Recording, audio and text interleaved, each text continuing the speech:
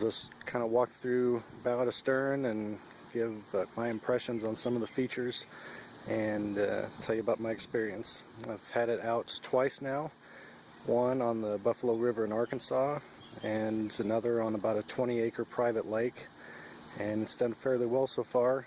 And let's walk through and see some of the features. First of all, you've got these sturdy fixed handles, and I like the fact that they've thought ahead and made them removable so you can swap them out. I know some guys like more of the soft handle with the reinforced canvas setup. For me, these are fairly snag free at this point, and I kind of like the fixed, but I like having the option of switching them out. You've got a removable rope and bungee system up front, and it too is screwed in. You've got the option to remove that if you'd like. So far I've used this to secure a small net that I actually found while I was floating on the Buffalo, and just slip that in. It's something I could use for a panfish net, but again, I like the option to be able to remove that. After that, you've got the dashboard, and this is an interesting feature and something that really benefits from the Kilroy being a sit-in. It's something that secures with these bungees and hooks. It's a fairly quick install. There's just 5 contact points. It keeps it fairly tight, and it really doesn't move at all, even in fairly rough waters. Within the dashboard, you've got some extra storage for maybe a 4-inch tackle box here and on that side as well. You've also got what the company has really intended to be a paddle keep, I think. I use another option, we'll talk about that in a second. And then you've got a removable, really bait station with some pretty strong Velcro, and that's pretty convenient because tackle box access is a little bit of an issue, and I'll hit that in a second as well. Also on the dashboard, you've got an integrated GoPro mount. I know the company's kind of allied with GoPro, and that's probably an option I may exploit in the future, but I'm kind of taking this one step at a time. Taking the dashboard off, you'll see that it's also flippable to the rear, and this just depends on kind of your fishing style and whether you value dashboard access or more room to fish. But the dashboard can also be mounted the same way on the rear, and it's got hooks for mounting there, and that opens up the front to have a little more space for fishing, or if you just rather not have your shins and ankles covered for some reason. As far as walking, I did this on the lake. The kayak's pretty stable, but even so, there wasn't a whole lot of walking around that I wanted to do at the same time. So having that removed gets us to a couple other features. There's a foam insert inside the front here, and it runs up to really the tip of the bow. This is something that I really don't care for at this point. I know it's probably in for rigidity, but it is not fixed. It just kind of shimmies around and really never stays symmetric. So that's something that I really wish was engineered a little differently, but again, it's not a deal breaker or something that really gets under my skin too much. There's also integrated rod tubes, and there's 2 on each side, 2 there and 2 on this side. Those are really handy. They're a little difficult to thread at first. It's just kind of a learning curve on getting the rod threaded in, and you know, it's kind of hitting the eye of a needle there at first, but you learn how to do it a little bit, and I really like that. Even with the rod tip protectors on the other models, you know, you still got a lot of rod exposed, so this completely obscures the rod within the hull of the boat, and if you're not using a rod, offers maximum protection. So when I get more rod setups, I'm really going to appreciate that. You've also got foot pedals integrated in, and they are fully adjustable on tracks. I still got some residual dirt from the Buffalo, but those slide up and down, back and forth. It would really accommodate somebody fairly tall. I'm pushing 6 feet or a little over, and I don't even have to go all the way down, so I'm sure it would accommodate most people of average height.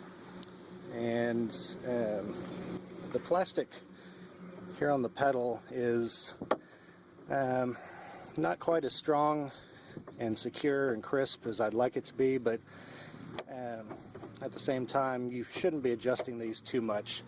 It might be something you would adjust if you were switching from, say, swift current to more of a, if you're just kind of lounging and lazily casting, I guess. But at the same time, that could be a little more secure. There's also a bungee system inside the boat that would be good for storing things right up against the hull. It's not quite big enough for one of your standard tackle boxes, and I found that out while I was out on the lake.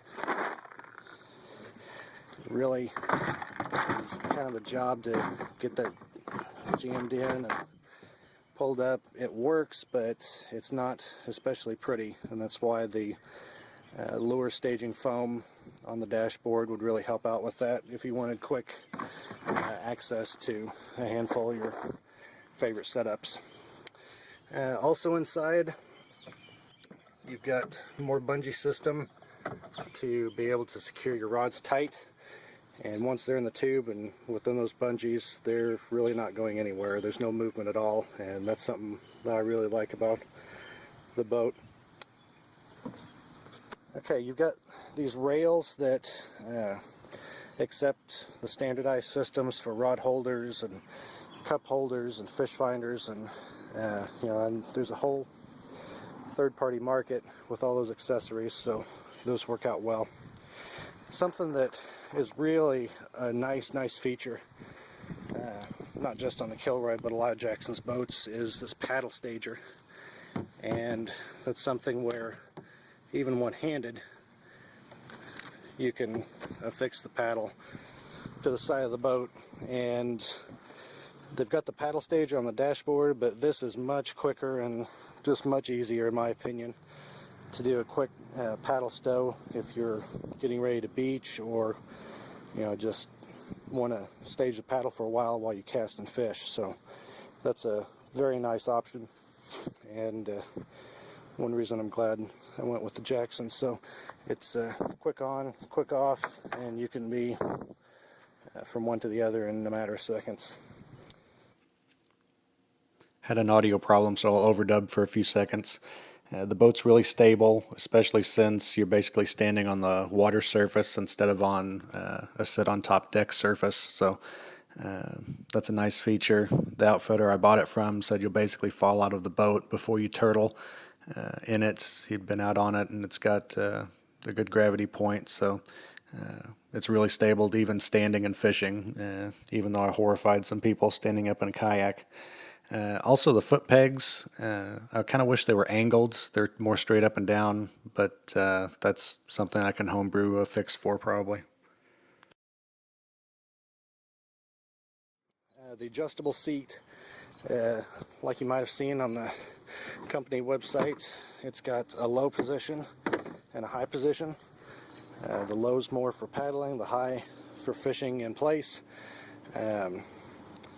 Paddling in the high position is possible, but you really don't get the bite that you need to, even with a long paddle. I've got a 240 centimeter, and it's just difficult to keep everything symmetric. So it is possible to fish from the low. It's actually quite comfortable. I did it out on the lake, and it doesn't pose a huge problem. Speaking of fishing, there's also the stand assist strap that is anchored quite well with a kind of a metal loop there to assist you in standing up and getting down. It's useful for standing from the low position. Getting down, you'd have to have the presence of mind to kind of put it up on the dashboard or something, because once you're down that far to pick it up, you might as well just have a seat. So that's really useful more for standing. Something I do like about the seat is that it will adjust on the fly. You don't even have to get up, while you're floating, to recline position. So especially if you're just lounging or having more of a lazy float, that recline position is really nice to kind of put your legs up and relax a little bit. Move this dashboard back out and come to the cargo area. The cargo area is decently sized. It'll hold pretty nicely. One of these 24 can cube coolers, and that's basically where I put that, and there's still room behind it for a gear bag if you'd like. We've got two more of the tracks for the track systems, and that brings it up to 4 in total around the hull. And then we come to the dry storage, and this is kind of a problem for me. It's decent, but there's a lot of fixes that I'd like to make. First of all, it's hard to know when this thing is secure, and that looks like it's installed, but you have to go a lot farther than you're figuring on, and you have to check it quite a bit to make sure it's flush all the way around. And you would think that with you having to do so much work in that regard, it would be fairly stable. Actually, I found a little bit of water down in there that I'm not really sure how it got in, to be honest, when we were doing the river float. And it's hard to see with the sun glare, but that's actually kind of gray foam separating the passenger part of the hull from this dry space, and it just looks kind of like a silicone job that is sealing that off. And for some reason, as you can see, the foam is kind of perforated there, and that's just kind of how it comes from the factory. It looks like they pulled my boat straight out of the plastic from the factory, and nobody else had even touched it, and that's how it came. So this is kind of a disappointment. I really wish that the separator was made of the same material as the hull, and between the foam and the silicone, it really kind of looks like a homebrew job. It's something I kind of wish they'd tighten up. It may be weight consideration. I'm not really sure. I'm sure there are some things about the engineering that I'm not privy to, but that's just something I tighten up, I think. Also on the seat, you've got a zipper storage. Not quite dry storage, but it would probably shed a little bit of water. That's really hard to access and practice if you're on the fly. It's something that you can keep for things you don't think you'll need until you beach, but as far as on the go, it would be really hard to access. Overall, this kayak is a good setup if you're going to be fishing, I think. Again, it's more of a canoe yak, It's got the stability that you need for standing and casting for fairly rough water, and I think it strikes a good balance if this is the only setup you're going to get. If you're going to fish 100% rivers and you really value maneuverability and being able to thread tight spaces and shoals and hit your spots, you might look at the Coosa. It's a sit on top. And then if you are doing more open water and value tracking and speed, you might look at the CUDA 14. But I know the Kilroy is based on the CUDA 12 setup, and it's basically just a sit-in version of that with the floor lowered and the sides raised. I think this is a setup for me because on a CUDA 12 or a Coosa, with those being sit-on tops, you're going to get water. And especially if you're going in any swift water at all in rivers, I'd say 85% of my fishing will probably be done on rivers. And if you hit swift at all, you're just going to get a lot of water. And I know on the Buffalo there were times when I would hit swift water, and in something that I know I would have got soaked on a CUDA 12 or a Coosa, and the water just basically came up, splashed up on the bow and then off, and saved me a lot of moisture. It's not that I stayed completely dry, but I stayed a lot drier than I would have on a set on top. So for me here in Missouri, that's going to have some value, especially if I want to do some autumn excursions on a river. You'll want to stay dry here in Missouri autumn weather. So that was basically what put me over the top for the Kilroy. They've got some pretty good color options where other companies have maybe 2 or 3 or 4 solid options. Jackson's really listened to the customer base, I think, on the color options. They've got some fluorescents, the lime green, the blaze orange, but then they've got some others. I think there's one called Earth that's kind of a splotchy green, blue, white. They've got this, it's called Black Widow, that I really liked and ended up going with. They've got forest camo, they've got olive, so basically whatever your intended setup, whether you want more visibility on open water or whether you want a camo for stealth, they're probably going to have what you need color-wise. And they also do custom colors. It wasn't something I wanted to shell out another $200 for, but they've got that option if you need it. So that's my review of the 2013 Jackson Kilroy kayak. Good all-around fishing kayak with a lot of angler-friendly features, and I think it'll put me in good stead.